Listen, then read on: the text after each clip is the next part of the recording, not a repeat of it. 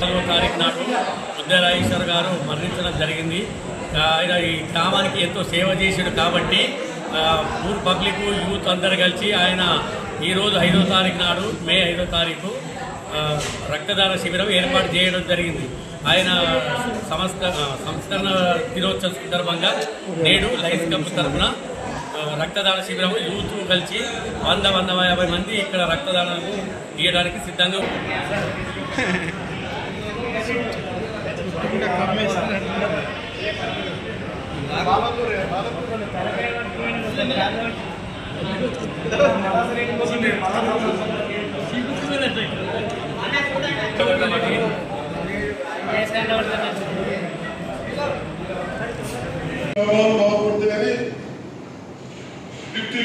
పెట్టుకున్నా. అదేవిధంగా నేను మినిస్టర్ అయిన తర్వాత చిన్న వాళ్ళందరూ ఉన్నారు. అప్పుడు శంకర్ మరి భార్య కూడా సర్పంచ్గా జడ్పీటీసీగా ఉండే శోభ చాలా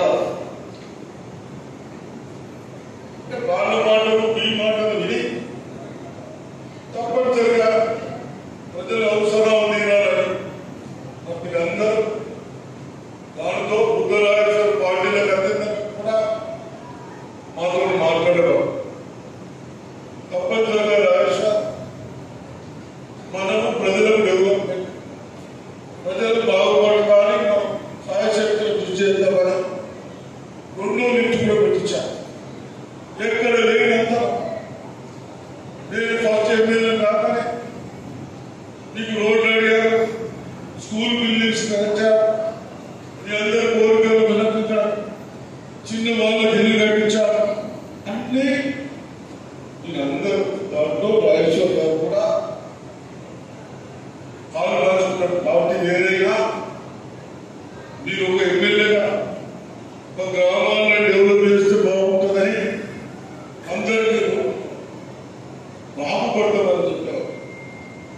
కాబట్టి తప్పనిసరిగా మా వంతు శ్రీనివాసరెడ్డి గారు కానీ, మటు వెంకటేశ్వరరావు గారు కానీ, నా మిత్రుడు కాసారెడ్డి గారు కానీ, మేమందరం వెంకటేశ్వరరావు గారు చెప్పారు, ముఖ్య శ్రీనివాసరెడ్డి గారు ఈ పెద్ద గ్రామం మనం ల్యాండ్స్ ఉన్నాం మాట్లాడుతున్నాడు, చిన్న వాళ్ళని హాస్పిటల్స్ తీసుకెళ్ళడం, ఇవన్నీ మీరు చెప్పేవాళ్ళు వినేవాళ్ళు.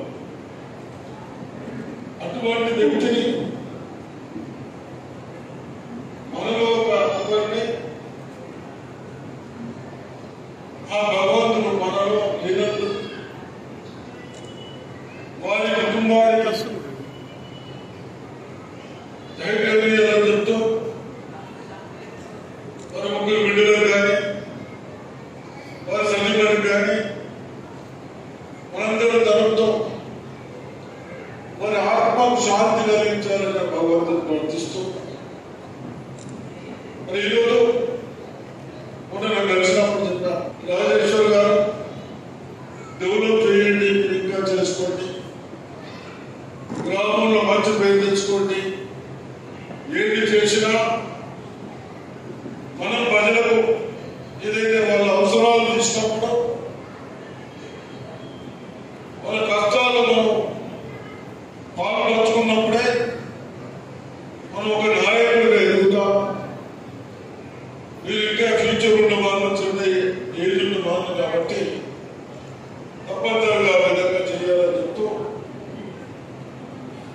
మరి ఇక్కడ కూడా ఇంత పెద్ద గ్రామమైన ఇబ్బందులు లేకుండా సంస్కరణ సమకూరుగా ఉంటుంది. అదేవిధంగా నాతో మాట్లాడినప్పుడు